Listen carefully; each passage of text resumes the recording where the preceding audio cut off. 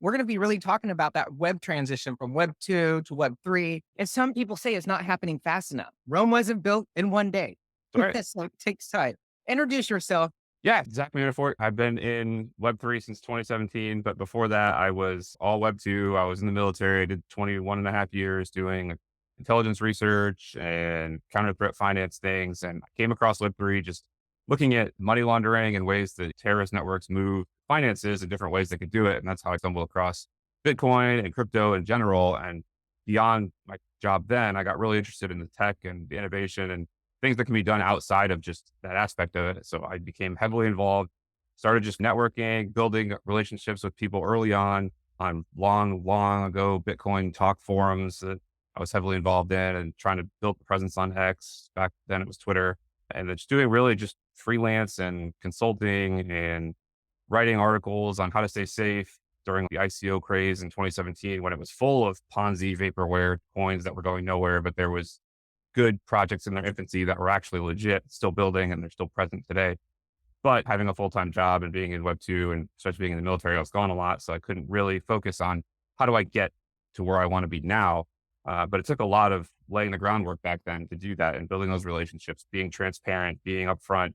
And I just basically continued that all the way until 2021, when luckily through kind of the connections that I had made and the networking I've done, I ended up in a Discord during COVID in a small trading group doing like options and day trading and just right place, right time. The guy asked if he wanted to start a smaller group of people that were interested in doing heavy day trading. And I was like, sure, why not? And that individual actually was the first person to get me a full-time job in Web3 about 2 years later when we actually started to know each other through talking for over a year and a half and finding out that we're both interested in the same things. He actually works in Web3 full-time. He knew my background. And then he was like, okay, I'd love for you to do some content and some marketing for Avalanche, which I became one of the marketers over on the growth gaming team there in 2023. Unfortunately, was right when all the companies were going through massive layoffs and all the other good stuff. So I started there. About 6 months later, we were like, yep, sorry. And that was the same time I retired from the military. So I thought everything looked good. Retired, ready to do a full-time job in Web3. I'm like, I made it. Got to the goal I wanted to be in. Took a couple of years of doing a lot of like upfront work for free and just doing what I could, but I'm like, I'm here, I got it. And then 6 months later, it was like, nope, now you're gone. So unfortunately, I've had a good 5 or 6 month gap where we were also traveling, post retirement travel across the globe that we wanted to do. And we were like, okay, I can work remote, but no problem. And then we'd already booked everything and then I got laid off. So we got to take the trip anyway. We can't cancel now. We booked it all. So spent 6 months just like clearing my head, doing side projects, marketing support for like small projects that I had met during my time, but no real full-time role. And then the weirdest part of the story is I come back to Hawaii and we're going to buy a house and settle down and starting to talk to brokers and realtors. And they're like, hey, we're not going to count any of your Web3 experience as like stable income. So you need to go back to doing what you were doing before. We're not going to approve your loan. What? Yeah. So I guess since I did a career switch, they don't, unless you have at least 2 years of stable income, most brokers won't count that as, they count it as high risk, basically. And then you throw the Web3 part of it in, and they're like, yeah, even higher risk. So I ended up having to go back into contracting for the DoD for about 7 months until we could find, close, and move into our home. And then at that point, was able to switch back to searching for a Web3 full-time job. And then luckily, I got reached out to by a couple of individuals that had recently started a startup in December doing marketing and community support for a variety of Web3 projects. And they were scaling up pretty quick and they were looking for a growth lead. And we had worked together on some other projects in the past. And I was like, I'm at the point where I can do it. Let's make it happen. We talked for about a week or two and going back and forth on some things, just make sure that it was a good fit and the time zone worked because Hawaii is also an interesting time zone when it comes to work. Everyone's, yeah, working remote's fine. But then you talk about hours and their team huddles. It could get dicey where it's 2 a.m. here, which I'm fine with. It's fine with me as long as it's not every day. So we looked at the schedule, everything worked out. And I started with them actually on my birthday in July, and it's been going great ever since. It's honestly like the hardest work I've ever had to do as far as like the most hours, but honestly for job satisfaction wise, it's been a blast. That's a long story, so I just wanted to hit all of the points of how I got there, and there's so much more along the way. But it's been a wild, roundabout way to get where I'm at today, and I feel like extremely like lucky, and grateful to be here and talking with everybody. Yeah, I find it so interesting, right? Like I come up from a background, get stuff done. get out there and just start working, because the more that we're just in our head doing nothing, we might feel like we're doing a lot of work with mental exercises, but we're going nowhere. So I've always been one to just get out there. And something that was really prevalent to me when I first bought my first home, I had that same hurdle. They're telling me, oh, you own your own business. That's great that you have employees, but because you're fairly new, and they were giving me a 3-year mark at that time, giving me a 3-year excuse. But I had fantastic records. I never changed my careers. I just went from tech to tech to tech. Instead of working for somebody else, I work for myself, but I have real monetary results. And still, I've had this problem, and I would put down a large amount of money. I just got used to saving money, Yep. putting down money, and just trying to knock out the excuse, because it always seems like the traditional banking system for folks that are out there like myself, like you, just trying to go ahead and champion the next generation of connected services.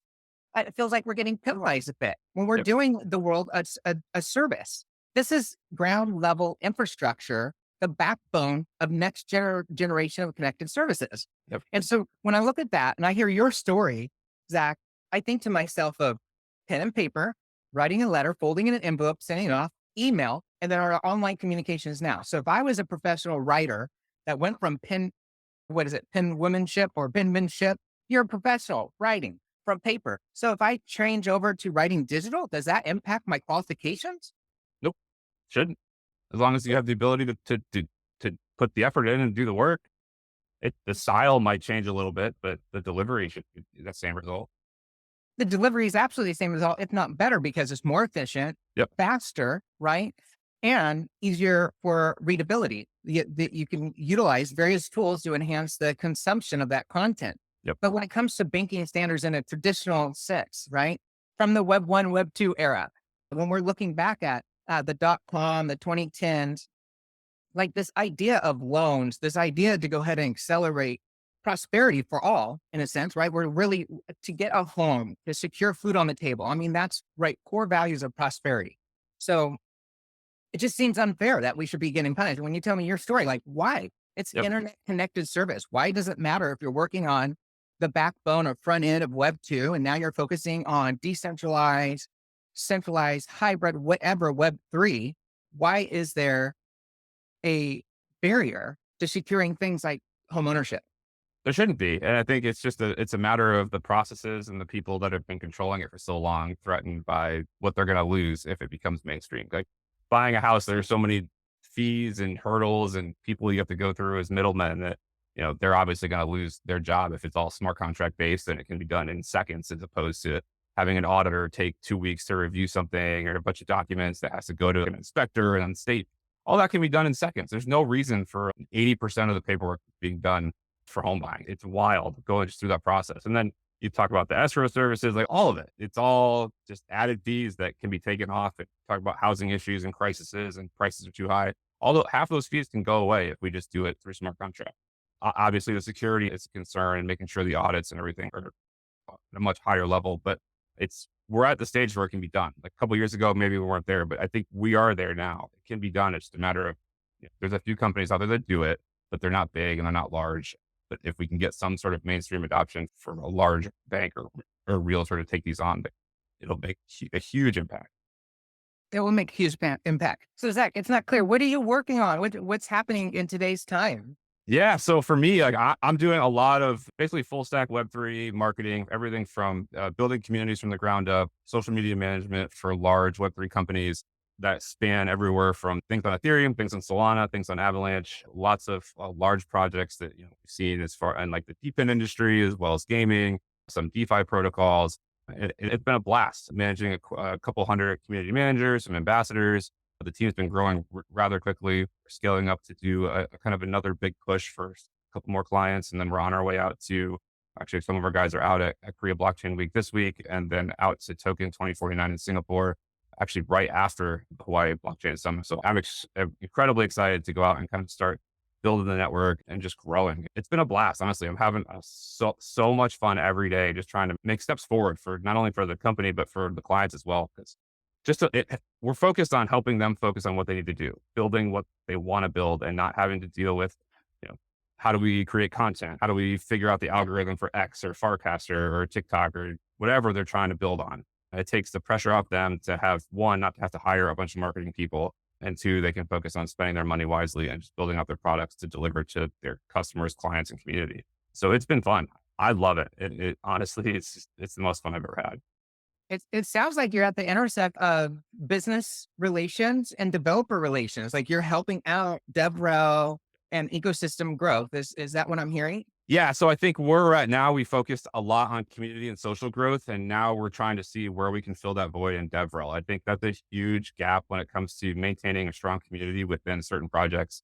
Is how do we find that like developer community and help them grow, get them interested in the projects that our clients are building, and then creating a either an education system or hackathons or just ways to keep those developers as engaged as possible so that they're willing to stay and enjoy the ecosystem and build new things that are then rewarded through whatever we're trying to get after. So I think that's a huge gap right now is DevRel community building. And that's an area that we're heavily focused on this year. And how do you protect the level of commitment from these developers and these ecosystems? What's your viewpoint of protecting? Because what I mean by protecting, I have a bias, right? I come from a strong engineering background.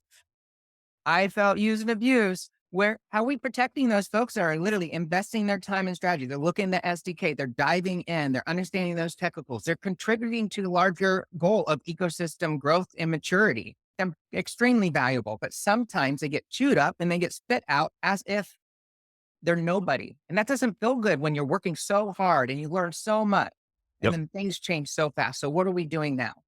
Yeah, it's a tough one to crack because there's a couple ways to do it, and it just depends on what the long term goal of the network is. And I think the first way is one, incentivize them properly and pay them for their time, and make sure that you're investing back into them, whether it's through getting them into classes or paying for their certifications or inviting them to events, just on all expense paid, invite to events, just to show them, hey, like we appreciate what you've been doing for the network. Come out to Token, hang out at the booth, meet, we'll introduce you to people, take you to some side events, have a good time if that's what they want. If that's not, some people don't want to go to events. That's fine. What are they interested in? They want to learn a new skill, a new technique. Okay, we'll pay for that. They've been delivering and building great things for the ecosystem. Let's invest back in them and what they want to do and how they want to grow. Outside of that, it's just listening to them on a person to person basis and figuring out like, what drives them to succeed and do better and build better projects. And then how can we make that happen? And I think those conversations are the one to have. And it brings a personal connection to it, which I think is tough. It gets forgotten a lot, especially in the remote days and work from home. Everyone's all scattered over the globe where there's not a lot of one-on-one connection because either it's a time zone issue or someone doesn't have the time, but making the time is where it's important. And I think that's where we strive to do more is hear those developers on a one-on-one conversation, one-on-one basis, and give them what drives them to succeed and what makes them happy. Because eventually, if they're not happy, they're going to go find somewhere that they are.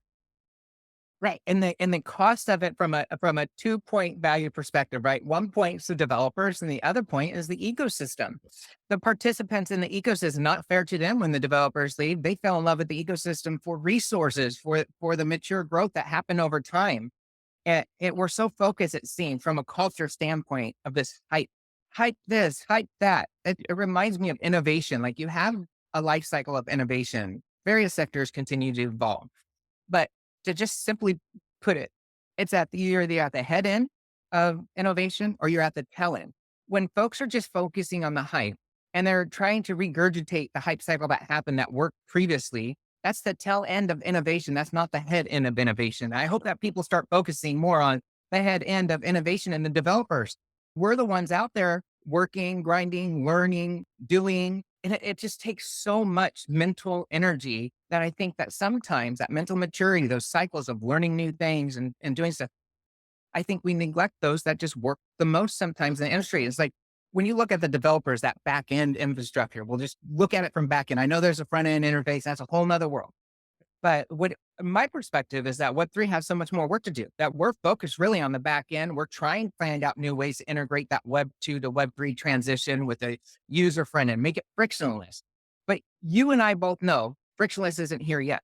But I feel like it's coming. I feel like it's as easy as the microwave oven that we have in our modern homes today. I think the transition is very similar to that of microwave appliances when you look back into the history of the advent of the microwave. How long did that adoption cycle take? What was the learning curve, the advancements in that technology? As it advances, as it got adopted, it just wasn't overnight. Yep. Yep, that's not going to be. And so same with the internet, the creation of the internet. It was viewed as like this Ponzi thing that's not going to work. And there was the dot-com bubble of all the bunch of businesses that started up, and some were legit, some weren't, a lot weren't. And I think we're at that same stage. We see a bunch of chains, a bunch of, projects, roadmaps that won't make it, but there are those that will, and those that are already starting to stand out over the last couple of years. And I think we're at that cusp of, I think we see a lot of that institutional investments are coming into the right projects, the right programs. And we're right at that point where I think that mainstream adoption is there. We just have to make that final push to show that it's legitimate, it's here long term, it's here to stay, and it solves real world issues. And we're close. I think we're like one full cycle away from being there. So 2 to 4 years, I think we'll start seeing actual like real use case, real adoption, and the ones that have been around building through the last 10, 15 years will stand out. Oh, we have real use case and real adoption now. It's just highly technical, Right. Yeah. right? Of I course. love it. Yeah. I'm like in la la land. I can You're go ahead and absolutely right. just consume, Yep. consume. There's so much fun stuff out there, but the problem is I'm technical, and Yep. that's not the rest of the world. Right. So that's Yep. the problem. In 2 to 4 years, I love that, but I also ran thousands of projects and built successful things right to market. And every time I think piece of cake, two to Uh, four years, nah. you know what's going to happen next, Yep. right? Yep. That's scope creep comes in, new things happen, pivots occur, and your timeline expands. And so I think we have a ton of work to do. Sure. When we look back at the internet, Grace Hopper, a lot of people don't know this. Grace Hopper, she was one of the world's first programmers. She's female, led the programming revolution, worked for the government and the Navy. She actually coined debugging. And a lot of people don't know that, but debugging, you used to have to do those punch cards, and a bug got on that punch card, prevented the absorption of that data into the mainframe system. And then what's wrong with this program? Oh, there's a bug on it. Cleaned it off, debugged the punch card, and then put it back in and ran the program. Coins the term debugging. And that was the 70s, Yeah. That's awesome. right? Yeah. It's just amazing. When I look at the 70s, this is how important the 70s are, right? Of course, inflation. Have you seen the inflation news? That's important. That's But very important. very important. But more important is like you have the 70s, we have this advent of programming, this new world. What can computers do? Now we're looking way past 5, 10, 20 years. We're really using our imagination more so than any time before in the 70s. Grace Hopper is a great, fantastic use case for why it's so important to to think large and bold in the future. She would, if you were to able to go back in the 70s in a time machine and talk to her, she would tell you about what a future looks like 30 to 50 years from then, right? Because she was a futurist. But when we look then, like the 70s, so there's Grace Hopper. Let's bypass that. 1974 was the Fair Credit Act, I believe, that allowed folks to go ahead, women specifically, to be able to go ahead, put their application on a mortgage and secure a home loan for home ownership. Yep. Fast forward to today's time, women are one of the leaders in home ownership, right? And Grace Hopper, she was correct. And so when I look today and I see the hurdles that we have from the transition of Web 2 to Web 3, I'm thinking the transition of Web 1 to Web 2 didn't take just a few years. Everybody goes, oh, it's the .com. And then look at the .com. Then now we have the Amazon and the Google. No, no, no, no. It starts back in the Yeah. 70s. That was truly Web 1. That was a static era of bulletin board systems. Like folks don't know this, but that's how archaic Web 1 was. We finally got access to it to the public, and it finally became mainstream in the .com era. And that was static. That was static. Dynamic and social networking didn't happen until afterwards. So why do people think, what do you think the number one reason is why everybody thinks this blockchain, the world of Web 3, it should have everything working now? Why do you think people have this sickness that you think that we should have this fast track now? Is it just because the infrastructure is there and we're comparing it to the way that we lay copper lines and we can leapfrog technology? Is that why? I think a part of it has to do with how quickly that we're moving in advancing technology. From Web 1 to Web 2 took a long time, but Web 2 to 3, or Web 2 to 2.5, I guess we can call it, it has moved incredibly fast. And then as we get all these AI tools and new ways to connect things quickly, I think people just expect things to be done a lot faster. Everyone's got the attention economy is thrown along so much. And it's okay, it's in the news, it should be done. Why isn't it done? We have the technology to do it, and we have smart people working on it from all across the globe. Like it should just happen. We've seen AI come from, obviously it started a long time ago, but it went from where it was at a couple years ago to today, and it's like 100x in its capabilities. So like, why hasn't Web 3, it's been along, or blockchain, since it's been along since like 2013, 2012 timeframe, why has it been 12 years and we're not able to push it past where people saw it last cycle.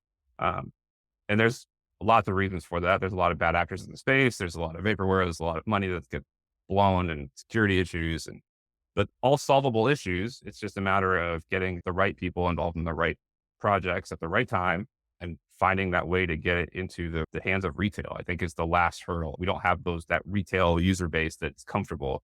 A lot of that has to do with the way the wallets and money are stored. People don't understand or don't want to get involved or feel safe storing seed phrases, being hacked, being drained. Like I myself, after 8.5 years, was fully drained of on-chain funds last week. So that was a hit to me.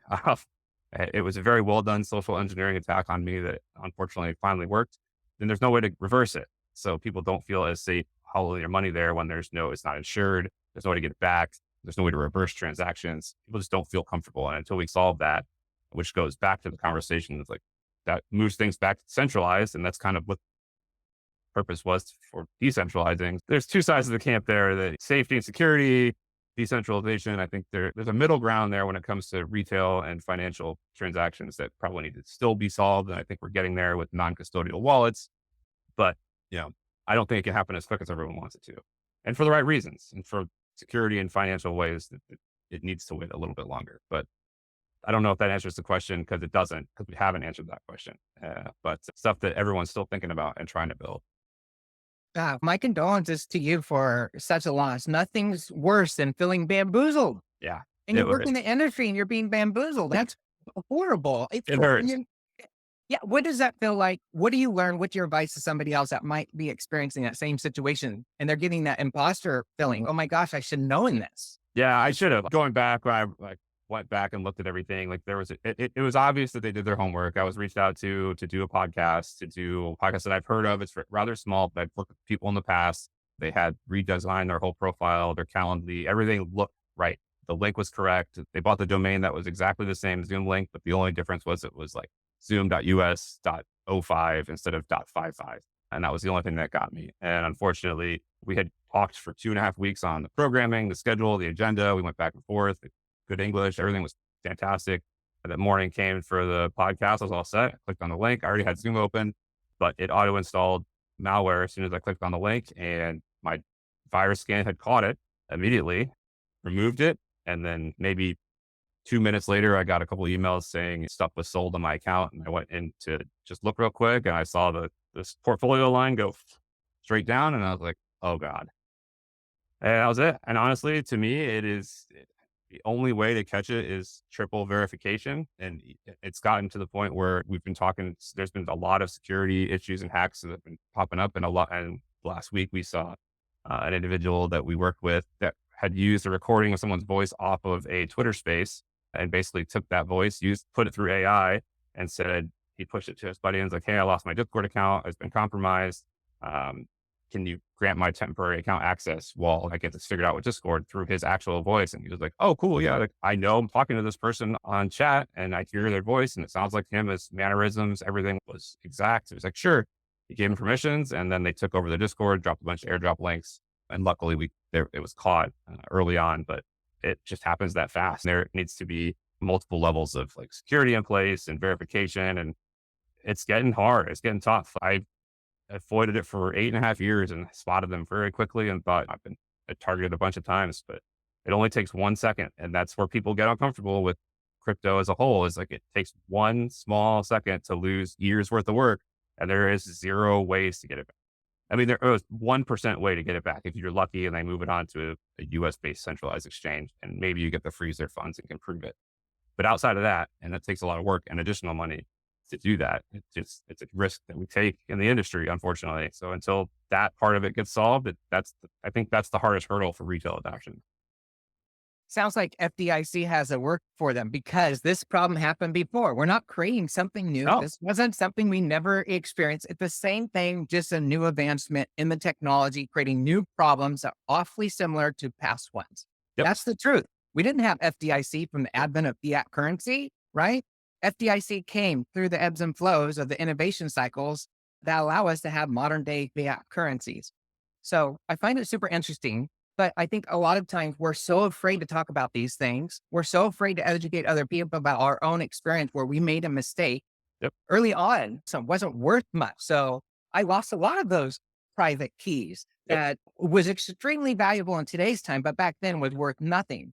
And thinking about those make me sick because there's sometimes that I lost them due to fraudulent reason where people did some social engineering that thought is the real foundation. And then I gave my private key. And also the other part is I like to develop late at night or program and I stay up a little too late sometimes. So I had lack of sleep, which Yep. impacts my judgment. I learned that time. You Yep. never, ever, ever open crypto or do anything until you wake up. Period. Yep. Don't do it. Don't But do it. also, what about the fact that having these hardware keys, having a proxy in the middle is one of the safest ways to help mitigate those risks? You mentioned on-chain wallet account. That must have been you had a browser extension or you had something on your computer system that had admin rights that allowed that malicious software to go ahead and share that with the malicious user. But if it was on a hardware device requiring approval, you would have protected yourself. Correct. And I do have a the worst part about it is I do have a hardware wallet. I've got 2 of them. It's just educating, don't keep a lot in these hot wallet extensions. It is a pain in the butt to do additional approvals if you're a heavy DeFi user or a heavy on-chain user. And that's the excuse I kept telling myself. I don't want to go through the enter your PIN, click accept, review the contract, take that extra minute or 30 seconds to a minute for each approval. And I'm doing like 100, 200 approvals a day. It's not an excuse anymore because if I would have done it that way, I would still have all my funds, which that's on me. So I take that as lapsing my own security that I tell people to do, and I didn't do it myself. So on that part, it's on me, and everyone should absolutely use a hardware wallet unless, For those watching, let's put it this way. Okay. You got a bunch of money. You're in your house. It was Christmas time. You did good. It's a great time. Got your bonus. Everybody got their gifts. You got a little extra cash, right? Do you really want to put all that extra cash in your purse, in your wallet, and then go to your local neighborhood store and it's, I don't know, midnight is the most sketchiest time ever? Would you do that? Probably not. You're going to leave that cash in your home. You're going to make sure it's secured. I don't know, under the mattress, wherever you might put it, probably not the best place, but where you might put it. It's second nature to us not to do that. But somehow in crypto, we get a little too comfortable. We think it's kind of like funny money, like this doesn't yep, have real value. And when you're talking about cold wallets and hot wallets, let's just make sure we understand the difference between the two. A cold wallet is offline. It's cold. It doesn't know what it's like to get heated up with the connection power of the global internet, right? It's cold and disconnected. Hot is online and ready to go. And so a lot of professionals like Zach and myself, we like to utilize these things in tech, the cold wallet to mitigate risk, transfer funds to a hot wallet, a temporary amount, just like you would if you're going to go to the store at midnight, right? You still need some money to go to the store. You still need to go ahead and transact. So you're going to put just enough to get you by. So when Zach's talking about all these approvals, he's a heavy user. He's going in there playing around, approving, voting. There's so many approvals required for each of these transactions because each transaction means something specific. That could be your vote. That could be the purchase item you're doing. That could be many things from doing an automated trade on a DeFi system because you're a day trader. Whatever it might be, these take time and you need to be mindful. And it's very similar to traditional monetary value in an economy, no matter where you are in the world. Same principles apply. It's just we get too complacent in this digital age where it's just so dang easy to be lazy. yep. It is. And the other thing is when you talk about cold wallets is people do that, they do the right thing, but then they store their cold wallet private key on their PC that they use every day. And if their PC is compromised, then their private key is compromised. And then someone just boots up a new cold wallet, imports their private key, and they can move their funds off. So it's important that even if you have a cold wallet, that you don't store that recovery key or private key to that device on the computer that you use on a daily basis. It shouldn't, honestly, shouldn't be connected to any network of any sort. It should just be written down, kept somewhere safe, but not connected to the internet. That's the ultimate fail-safe is just not being connected. But we are solving these problems. That's the good news because it will be faster. Like we are leapfrogging technology. Something I mentioned was laying down copper. I was being serious about that. That's the number one reason why we're able to take advantage of infrastructure and build faster, right? Because we don't have to relay those hard wires. That took so much time, digging the trenches, creating those wires, laying those wires, filling them up, connecting the infrastructure, making it work, debugging the system. My goodness, it took years, decades to finally have that infrastructure here. When we migrated from dial-up, which dial-up was an amazing technology. Wow, we Yeah. can dial into a computer, a bulletin board, get back a response. That was huge technological advancement. But now we're faster. We have the high-speed internet, and it went from dial-up, and then we had DSL, which is a Yep. digital subscriber line, Yep. using the same infrastructure was on archaic phones. And back then, people would get connected, and your neighbors would share the phone. So it's really crazy to see just in just a short time period when we talk about things like in the 70s, where we went through an inflationary time period, we understand that economics can be challenging. The digital revolution rose right in front of us. We've seen all this stuff before. So it's interesting when folks act surprised because it seems to me that a lot of people are just forgetting about the past. And it's like we have just like a business cycle with the stock market, we have an innovation cycle, Yep. right? And we have our household cycle, the way that we have our routines, the way that we like to enjoy life, the seasonality of it. That's still here in Web3. And I just don't think that, and people are truly ready for what's to come right now. It's really concentrated on back end. We're trying to find those proxies to make this so fabulous for end users to be as simple as a microwave oven in your home. But it's still going to take time of 2 to 4 years. I hope so. That would be amazing. It would be, but I think it's going to take a little longer, Zach. No, I'm with you. I agree. I think we start seeing results in 2 to 4 years, but we're long ways off from mass adoption, as they call it. If we get there, there's lots of hurdles and on a global, especially in the U.S. scale, but on a global scale to get there, where countries are banning certain things and accesses, and as new technology comes online, there's going to be new issues and hurdles that we have to come across, and we're starting to see those now, but yeah, we're a ways off. Yeah, it's super interesting. Like when I think of graphic cards, I think about the gaming industry. I was doing LAN parties. That's where you bring the pizza, you have the Mountain Dew, you stay up real late, and you hook up your Cat 5. And Yep. you go to town with the leaderboard. Like we had to do that stuff in Garden News. Next thing you know, we're halls. Next thing it just gets bigger and bigger. The community, it's so fun. And when I think about those days, it's like graphic cards. I came from an era where when I was doing computing, it required imagination. It was green screens and dual floppies. One floppy was your operating system, the other one where you saved your data. And I look at today's time, I'm like, wow, where are the pivot points in the technological evolution that allowed us to innovate effectively? It's when we started taking processes off the processor and allowing it to have dedicated things like, I don't know, graphics. So we can go ahead and empower those LAN parties that we all enjoyed. And then we look at that development of graphics and how it decoupled from the CPU. Now we have it on our mobile phones and we could just have amazing user experiences because it took time. When I look back at just that one area, Yep. cards, right? That is the early 2000s. And Yeah. here we are now. NVIDIA is one of the biggest companies, $1 trillion market cap, right? And Yep. their sole purpose was graphic cards. How amazing is that? It's crazy. And that's really been in the last couple of years where they've truly taken off through graphic and AI development. But they've been working on it for 25 years. Absolutely. Yep. So they saw the vision. They knew what they were working towards, and it took them time to get there. And now they're seeing it pay off. Not even a computer science and electrical engineer created NVIDIA. How what? Anyways, driving our AI revolution. A graphic card made to help out video games is now driving our new artificial intelligence. It's just an amazing time period. Hey, It is. Zach, I love talking with you. We have this summit coming up. I'm super excited. It's the first summit in Hawaii focused on blockchain. We have Honolulu Tech Week going on and blockchain summit. This is the very first one, and this won't be the last. I'm so excited for it. We have so much going on in Hawaii in regards to what's happening with underpinnings of Web3 blockchain, this hybrid world that we're moving into. We're definitely not just sitting here in the middle of Pacific on the beach. We're hard at work, and I hope that can showcase that here through the blockchain summit. We're going to be talking about the transition from Web2 to Web3. We already touched base on a lot of those points. You can expect that conversation to happen there as well. We're just going to be very limited. Can you just find that one juicy thing that you want to tell everybody about what's so important to focus on when you're looking at leapfrogging from a Web2 industry to Web3? What can that curious mind, that human side, if you're those people that might be watching, could be in product development. They might not be technical, but they sure are inspired by technical folks. So how do they participate? What signals should they be looking for to jump in? And how do they protect their intellectual time? How could we make best use of our brain cycles, right? Yeah. Like, I would love to try to put our mindsets into this everyday person going into Web3 when we meet up at the summit.